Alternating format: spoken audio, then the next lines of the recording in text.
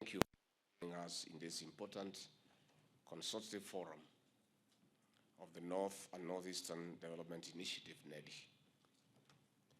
Under this collaborative initiative involving the Government of Kenya, the World Bank, and other development partners, we are working to better the lives and livelihoods of the people in these other developed regions. The innovation of having a specific focus on the development interventions targeting NED region has proved to be strategic. Regional focus has allowed us to take advantage of localized knowledge and expertise. We have gained a better understanding of the cultural, political, and economic factors that impact this region. We have gained a better understanding of the risks associated and indeed the unique factors that impact it, and tailored interventions accordingly. Distinguished guests, ladies and gentlemen, we are pumping in resources to the 10 counties of West Pokot, Turkana, Samburu, Isiolo, Marsabit, Tana River, Lamu, Garissa, Wajir, and Mandera to ignite, stimulate, and sustain socio-economic projects of building resilience in the face of adversity fueled mostly by climate change. Let me thank the World Bank for their unwavering support and commitment to this mission. With an investment of $2.3 billion since the launch of this initiative in 2018, the focus has remained on funding crucial and high-impact projects in transport, agriculture, water, health, education, energy sectors, social protection, and the welfare of refugees and host communities. The conception and implementation of these projects aligns with the focus of the Ruto administration, which was elected on the promise of improving the lives of the people at the bottom of the socio-economic pyramid. I'm therefore pleased to chair this consultative forum as we collectively evaluate the progress and review performance of development programs being implemented under this initiative. It is part of monitoring process of ensuring that we are on course to meeting the ultimate goal of enabling and target communities contribute to development of our nation. As the senior ranks of government, we are here to review and the status of our investment, enrich the discussions on emerging concerns, and receive inclusive insights in our pursuit to ensure that we leave no one behind in the Kenya we want and desire. Distinguished guests, ladies and gentlemen, this conversation is very important as we consolidate development plans of the national government, counties, and their locations under other elected leaders. We are not only avoiding replication, but also strengthening our approaches for catalyzed implementation of the projects. The North and Northeastern frontier counties have been left behind for far too long. We focus on them mostly during drought and deluge disasters. Over the last 2 years, my office has been coordinating emergency responses to drought and El Nino rains, causing immense suffering and large-scale humanitarian crisis. It is not sustainable to mobilize resources for relief food, clean and safe water supplies, cash handouts, among other interventions, season after season. Such interventions are ad hoc and short-lived. We also, as a nation, dent our pride that with over 60 years of independence, that socio-economic independence in this region is still a mirage. With climate change, the cycle of asking for help is likely to persist unless we make and implement solid, systematic, and resolute decisions through strong partnerships. We have a duty and responsibility to dignify your people even when disaster strikes through lasting solutions.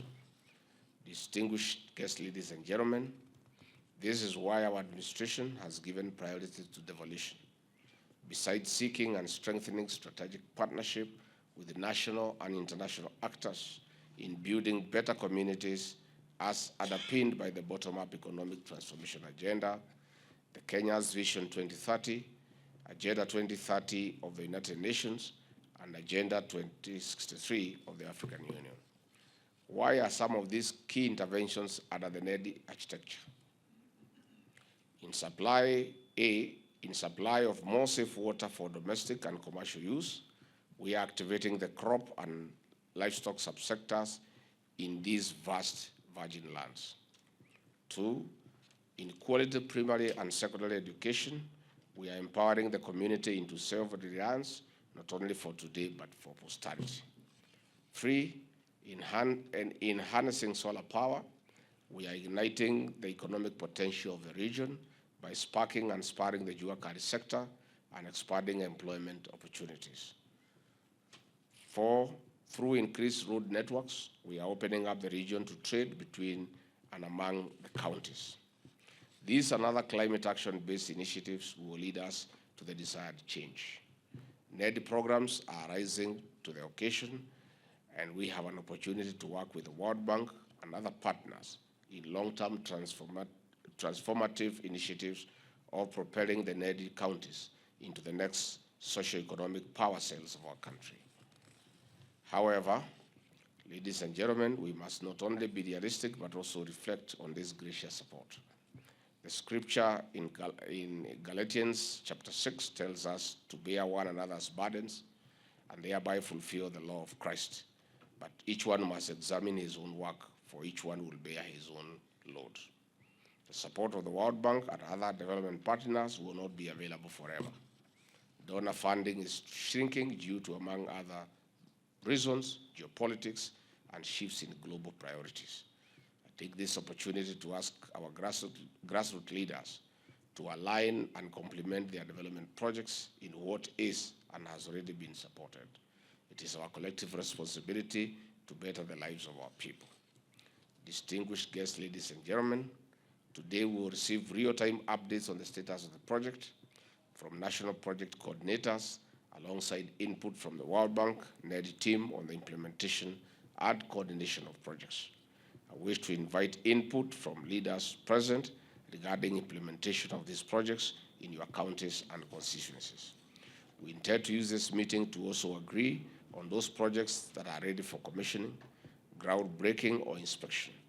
By organizing public events around them, we shall assist to fast-track unlocking of any bottlenecks and secure timelines for their completion. On this note, I intend to have these high-level consultations convened biannually or even more frequently when urgent matters arise.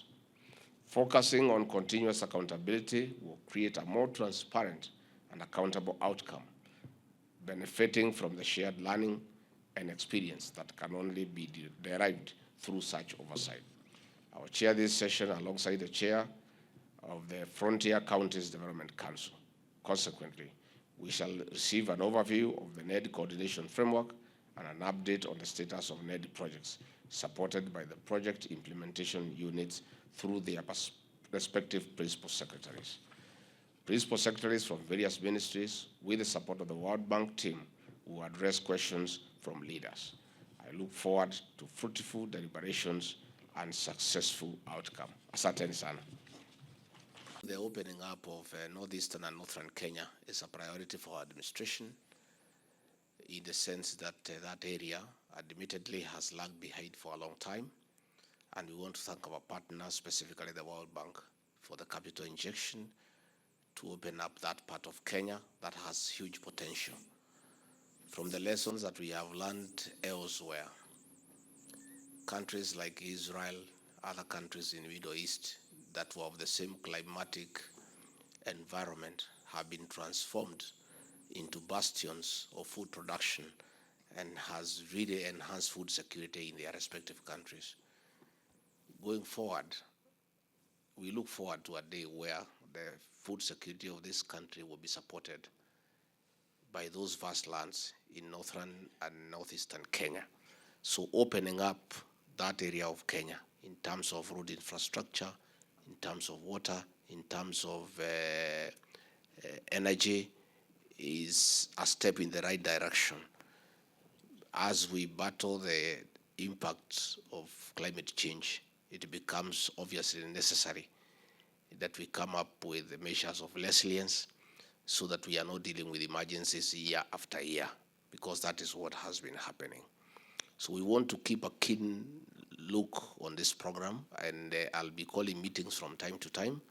I do also intend with all of you for us to visit these projects and see for ourselves what is happening and profile them properly so that even the residents of those areas can know what our partners are doing and what the government is doing.